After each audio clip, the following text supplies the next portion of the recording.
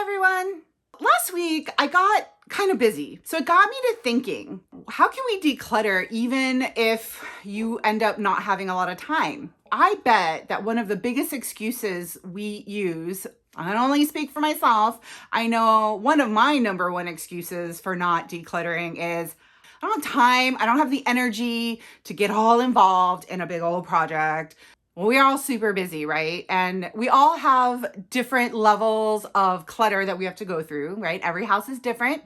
So I was just kind of thinking like, well, what would I suggest? You know, I'm not like an expert. I've just been doing this just barely a year myself. Just was thinking, well, what suggestions can I make to somebody, especially somebody just starting out? If you don't have a lot of time, how can you still declutter?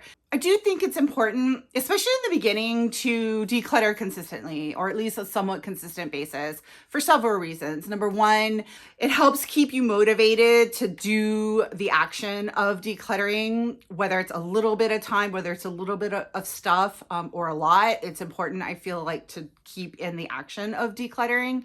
I feel like if you're doing it on a consistent basis, you're going to see more progress over, over the period of time. Also is important for maintaining areas that you've already decluttered. Clutter has a weird way of like sneaking back in.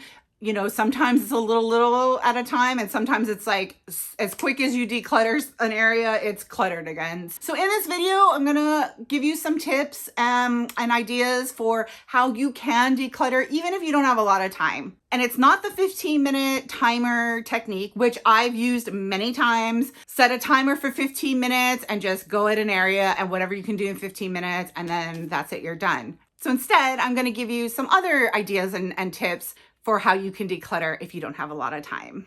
Today, I'm going to break down this ugly dresser because it has to go to the dump. And if I break it down, I figure it'll be easier to move, and then maybe I can take it there myself. Because otherwise it's just way too big, it's way too heavy, and it has to go. It's time. I really want to get this back patio cleaned up and nice, and that is an eyesore, and it has to go. Let's do this. Okay, so first of all, I gotta get this little broken refrigerator out of here, and then I don't know, I have to figure out the best way to do this. Is it wishful thinking that there's not gonna be any creatures in here? I don't know. I'm scared. Oh, there's stuff in here. Oh dear. There's a jar and a cast iron pan. What do you know? I definitely need some gloves. First thing for the trash bag.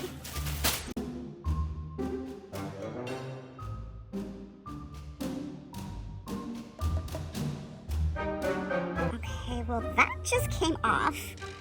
So, oh, okay.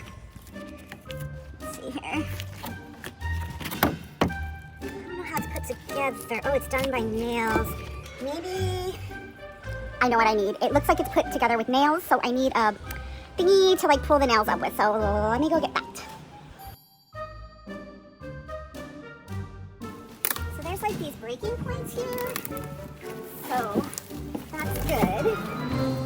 Oh, okay, that's good.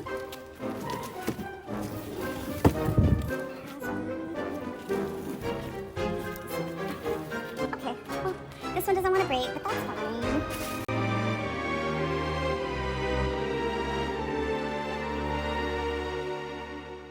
You do want to be careful. Ooh, I do want to be careful of all the nails and any creatures that might be in here. Ooh.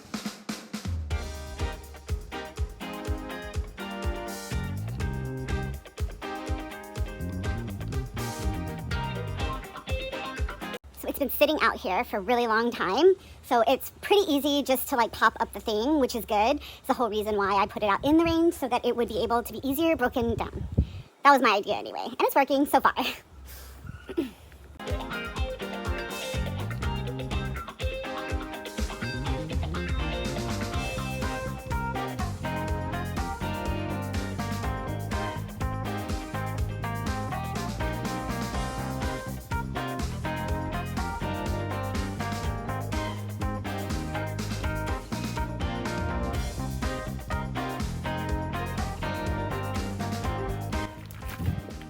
no.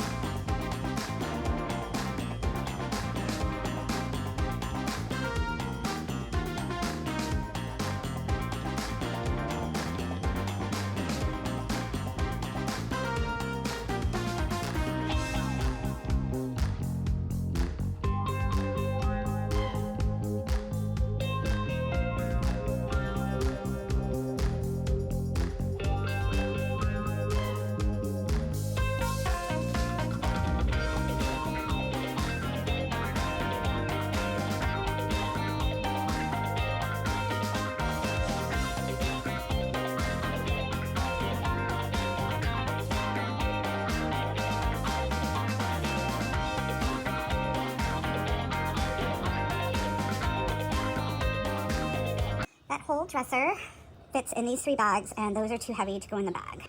All of that in there. Now that I got that broken down, I still have time to pack it up and put it in my car and take it to the dump because I don't want it just sitting out here for months and months and months. I just want it like gone today. So I'm gonna pack this up and take this to the dump. You ready for a field trip? So the first tip I'm going to give you is pick something small and contained that you can do in one sitting. So today I am just going to work on decluttering this drawer right here. Tip number 2 is pick something relatively easy. This is not probably the moment you want to go through grandma's keepsakes or, if you have a clothing addiction, time to go through the clothes. Yeah, maybe not, right? So I'm going to do my underwear because I don't have any emotional attachment to the underwear. It's just, as you can see, it's like jam-packed. Like obviously I do not use all of this underwear. I basically just, when I feel like, oh, I need new underwear, I just buy new underwear and then it goes in this drawer. And I don't go through and throw away the old underwear. So it just kind of ends up being jam-packed. Okay, well, we're going to solve that today. Can I just say that I knew I needed to declutter this drawer for a long time, and I knew it was like way too overfull. Hello, this is like a lot more than I thought was in that drawer. So I am going to time this activity so, I could just see like, okay, how long did this take? And is my perception of things taking too long reality or not? Setting the timer, and I'll check back with you in a minute. I'm all packed up and I'm going to the dump. Going to the dump! Okay, here we are at the dump.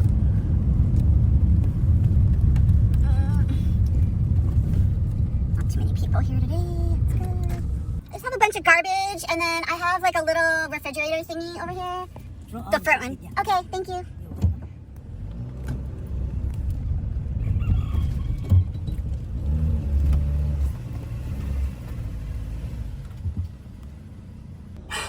Okay, everything is out of the car, in the dumpster. Yay! Can't believe I just did that. It was a lot of hard work.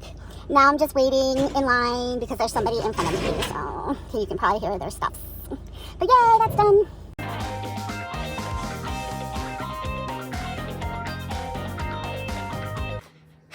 Now that the dump run is over, I think that I should clean up this kitchen a little bit because it's like borderline gonna be really messy soon. So it's not out of control yet, so I'm just gonna clean it up real quick. I really should mop the floor. It has been swept, but well, I don't know. We'll see how far I get. That might be something Tracy can do later.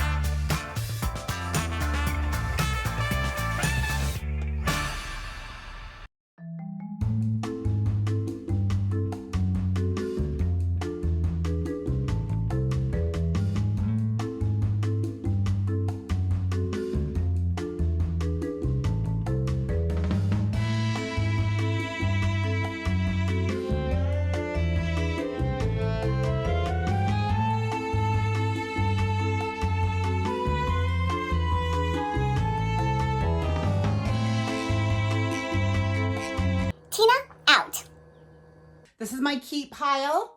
And then this is my get rid of pile. Just going through these things took me 5 minutes and 21 seconds.